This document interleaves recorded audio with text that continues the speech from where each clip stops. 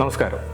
നാടകത്തിലൂടെ ജീവിച്ച് ഇന്ന് സിനിമയിൽ എത്തി നിൽക്കുന്ന മഹാനായ നടൻ സന്തോഷ് കീഴാറ്റൂർ പെൺനടനിലൂടെ ഇന്ന് നമ്മുടെ മുന്നിലെത്തിയിരിക്കുകയാണ്.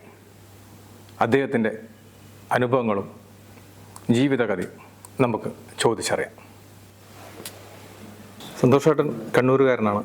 അപ്പോൾ കണ്ണൂർ എന്ന് പറയുന്നത് കലയുടെ ഒരു നാടാണ്. ഇപ്പോൾ സന്തോഷേട്ടൻ പല വേദികളിലും അത് പറഞ്ഞിട്ടുണ്ട്, തെയ്യവും കലയും കാര്യങ്ങളൊക്കെ ആയിട്ട്. അപ്പോൾ വളരെ ചെറുപ്പം മുതലേ ഒരു നാടക നടൻ എന്ന രീതിയിൽ വിജയിച്ചു വന്ന ഒരാളാണ്. ഇപ്പോൾ ഒരു സിനിമാ നടനായി. ഈ രണ്ട് മാറ്റങ്ങൾ നമ്മുടെ നാട്ടുകാർ എങ്ങനെയാണ് ഏറ്റെടുത്തത്? ഒന്ന്, നാടക നടനായിട്ട് ജീവിക്കുമ്പോൾ ആരും അധികം ലോകം പോലും പറയില്ല, ചിരിക്കും പോലും ചെയ്യില്ല, കല്യാണം പോലും വിളിക്കില്ല, വീട്ടിൽ വന്ന് പറയും.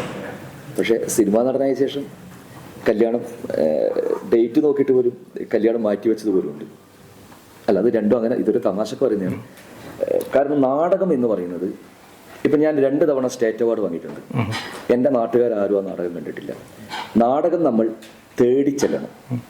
കാരണം ഒരു അവതരണം നടക്കുകയാണെങ്കിൽ നമ്മളത് കാണാനുള്ള ഒരു ലിറ്ററേച്ചർ ഉണ്ട്, നമുക്ക് അതും കൂടി ഉണ്ടായിരിക്കണം.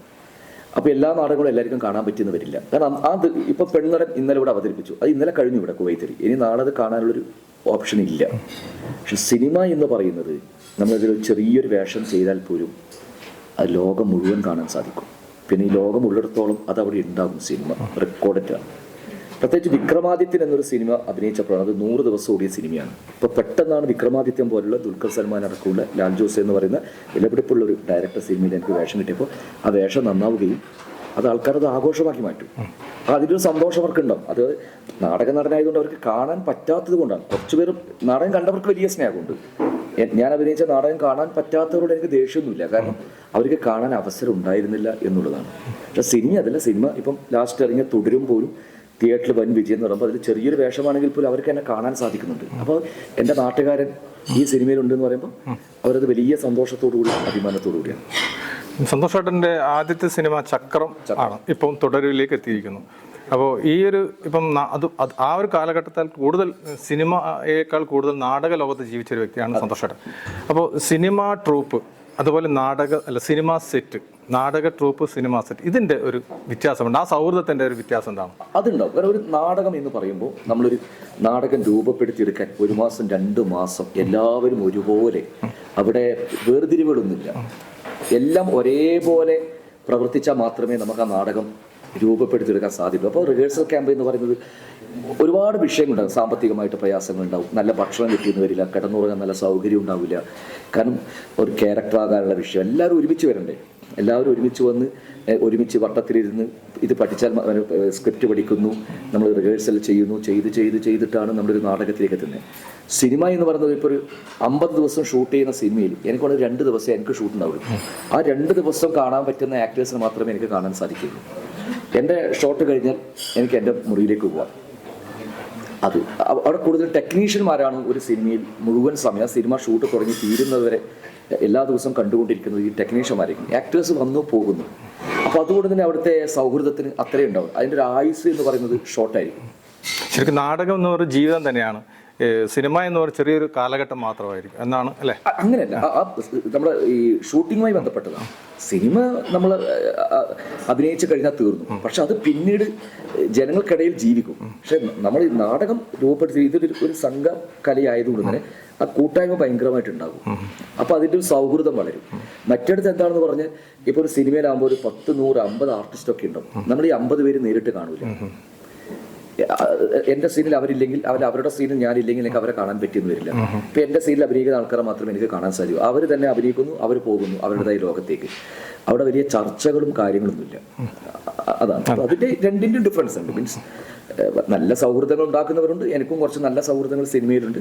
പക്ഷെ സിനിമ തന്ന ഒരു ജീവിതമാണ് ഇന്നിപ്പം ഞാൻ നാടകം കൊണ്ട് മുന്നോട്ടേക്ക് നടക്കുന്നത്. കാരണം സിനിമ എനിക്ക് അങ്ങോട്ട് നല്ല സിനിമ തന്ന ഒരു പ്രശസ്തിയാണ് നാടകത്തെ കൂടുതൽ. അതുകൊണ്ട് ഞാൻ നാടകത്തെ ഉപേക്ഷിക്കാൻ തയ്യാറായിട്ടില്ല.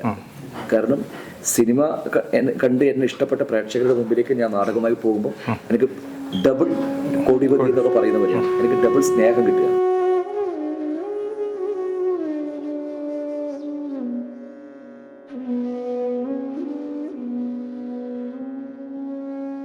ലീല, ആദർശധീരമായ സ്നേഹത്തിൻ്റെ അചഞ്ചലഭാവമാണ് ആശാന്റെ ലീല. ആത്മഹത്യയിൽ അവസാനിക്കുന്ന പ്രണയം, ഒരിക്കലും സാക്ഷാത്കരിക്കപ്പെടാത്ത പ്രണയ ജീവിതം. ആത്മസുഖസാധമാണ് പ്രണയമെന്ന് ലീല നമ്മോട് അവകാശപ്പെടുന്നു. ആശാന്റെ ലീല. ഞാൻ അഭിനയിച്ച കഥാപാത്രങ്ങൾ, ആശാന്റെ സ്ത്രീ കഥാപാത്രങ്ങൾ, എത്രയെത്ര വേദികൾ, എത്രയെത്ര രാവുകൾ, അരങ്ങിൽ നിന്നും അരങ്ങിലേക്കുള്ള എൻ്റെ യാത്രകൾ.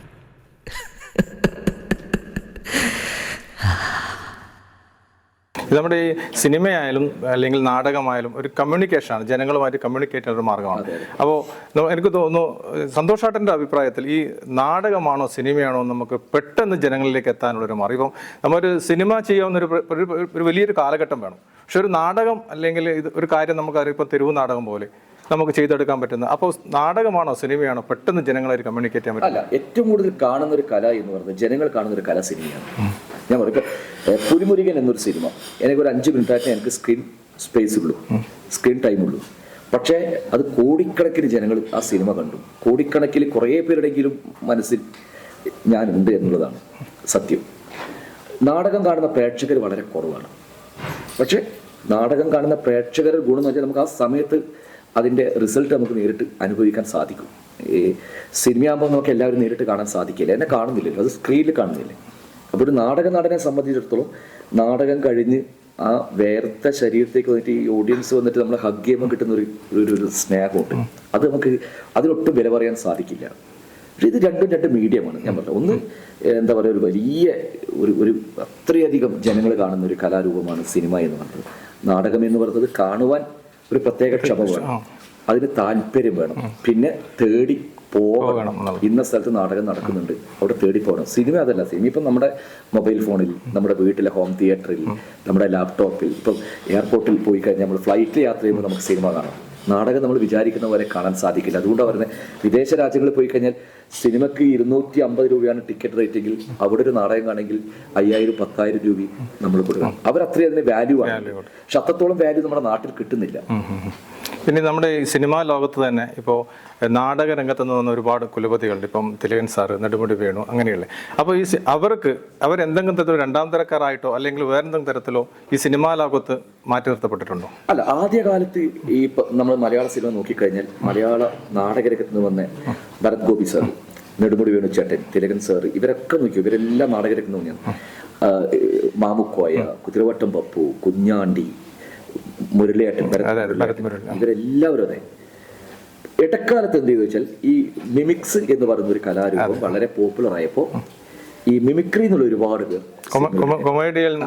സിനിമ അങ്ങനെ ഒരു കോമഡി ലൈനിലേക്ക് സഞ്ചരിച്ചു. അപ്പൊ നാടകം ചെയ്യുന്നവർ ഒന്ന് പിറകോട്ടേക്ക് മാറ്റി നിർത്തി. പക്ഷെ ഇപ്പൊ സംഭവിച്ചിരിക്കുന്നത് ഏറ്റവും കൂടുതൽ ഇപ്പൊ ഒരു പുതിയ സിനിമ പ്ലാൻ ചെയ്യുമ്പോൾ ഏറ്റവും ആദ്യം നോക്കുന്നത് നാടക അനുഭവം, തിയേറ്റർ എക്സ്പീരിയൻസ് ഉണ്ടോ എന്നതാണ്. പക്ഷെ ഇത് വർഷങ്ങൾക്ക് മുമ്പേ ഹിന്ദി സിനിമ മേഖലയിലുണ്ടായിരുന്നു. ഇപ്പൊ ഷാരൂഖ് ഖാൻ എന്ന് പറയുന്നൊരു നടൻ വന്നത് എങ്ങനെ അറിയോ? NSTയുടെ റെപ്പർട്ടറി എന്നാണ്. NSTയുടെ റെപ്പർട്ടറിയിലെ ആക്ടർ ആയിരുന്നു ഷാരൂഖ് ഖാൻ. അപ്പൊ ഷാരൂഖ് ഖാൻ പിന്നീടാണ് സിനിമയിലോട്ട് പോയത്. അപ്പൊ NST പോലെയുള്ള നാഷണൽ സ്കോപ്പ് ഡ്രാമയിൽ ഇപ്പൊ അനുപം ഖേർ, പിന്നെ നവാസുദ്ദീൻ സിദ്ദിഖി, നസുദ്ദീൻ ഷാ, ഇവരുടെയൊക്കെ ബാക്ക്ഗ്രൗണ്ട് നോക്കിക്കോ നാടകത്തിന്, തിയേറ്ററിന്റെ. അപ്പൊ ഇന്നിപ്പോ മലയാള സിനിമ വീണ്ടും തിയേറ്റർ ആർട്ടിസ്റ്റുകളെ പരിഗണിക്കാൻ തുടങ്ങി എന്നത് സത്യമാണ്. ഇടക്കാലത്ത് ഞാനടക്കം അനുഭവിച്ചിരുന്നു. നാടകം എന്ന് പറയുമ്പോൾ ഒരു മാറ്റി നിർത്തപ്പെടുക. നമ്മൾ അഭിനയിക്കുമ്പോൾ അത് വല്ലാണ്ട് നാടകം വരുന്നുണ്ട്. ഒരു ഡയറക്ടർക്ക് ആ ആക്ടറെ ഉപയോഗപ്പെടുത്താൻ പറ്റാത്തത് കൊണ്ടാണ് അയാൾ സ്ഥിരമായിട്ട് ചെയ്തുകൊണ്ടിരിക്കുന്നത് നാടകമാണ്. ഓട്ടോമാറ്റിക്കലി എന്റെ ശബ്ദം ലൗഡാവും, എന്റെ ആക്ഷൻ ലൗഡാവും, എന്റെ എക്സ്പ്രഷൻ ലൗഡാവും. പക്ഷെ ഫിലിം ഡയറക്റ്റ് ചെയ്യുന്ന ഡയറക്ടർക്ക് ആണ് പറയേണ്ടത് എനിക്ക് അത്ര വേണ്ട, എനിക്ക് കുറക്കാനും അറിയാം, കൂട്ടാനും അറിയാം, ഏത് വിധത്തിലും കൊടുക്കാൻ നടൻ തയ്യാറായിരിക്കണം. അങ്ങനെ ഒരു ഉണ്ടായി. വല്ലാതെ നാടകം വരുന്നവരെ കളിയാക്കി കളി. അത് ഡയറക്ടറുടെ കഴിവുകാരാണെന്ന് ഞാൻ വിചാരിച്ചത്. ഇപ്പം സന്തോഷേട്ടൻ്റെ ഒരു വലിയ സ്വപ്നമായിരുന്നു നാടകം, അത് നാടകത്തിലൂടെ ജീവിക്കുക എന്നുള്ളത്. ഇപ്പോൾ അതിൽ നിന്നും ഒരുപാട് മുന്നോട്ട് പോയി ഇപ്പോൾ ഒരു സിനിമാ നടനായി ഇപ്പം അറിയപ്പെടുന്ന വലിയൊരു നടനായി മാറിയിരിക്കുകയാണ്. ഇനി അങ്ങോട്ട് ഇതിനേക്കാൾ വളരെ നല്ല അവസരങ്ങളും നല്ല ഡയറക്ടർമാരുടെ കീഴിൽ നിന്ന് പ്രവർത്തിക്കാനുള്ള അവസരം ഉണ്ടാകട്ടെ. നന്ദി. തീർച്ചയായിട്ടും ഒരുപാട് സന്തോഷം. നമ്മൾ കുവൈത്തിൽ ഇരുന്ന് സംസാരിക്കാൻ പറ്റിയതിൽ വളരെ സന്തോഷം. Thank you. പാമ്പില്ലാത്ത നാട്ടില് വീടുണ്ടാക്കണം. വീടുണ്ടാക്കണം. പാമ്പെന്നെ കൊല്ലും. പാമ്പെന്നെ കൊല്ലും.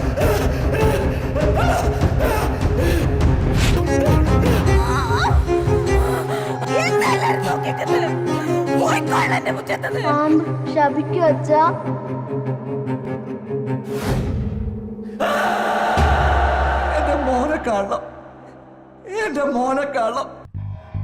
ഭയം ചിന്തകളിൽ ഇരുട്ട് നിറയ്ക്കും, കാഴ്ചകളെ കറുപ്പിച്ചു കളയും, പുഞ്ചിരി കവർന്നെടുക്കും.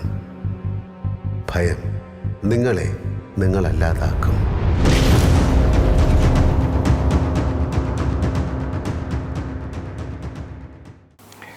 തെയ്യവും തിറയും കണ്ട് നാടകം പഠിച്ച ഒരു കലാകാരൻ, നാടകത്തിനു വേണ്ടി ജീവിച്ചു കൊണ്ടിരിക്കുന്ന ഒരു കലാകാരൻ, ഇത്തരം കലാകാരന്മാരെ ഇനിയും നമുക്ക് പരിചയപ്പെടാം.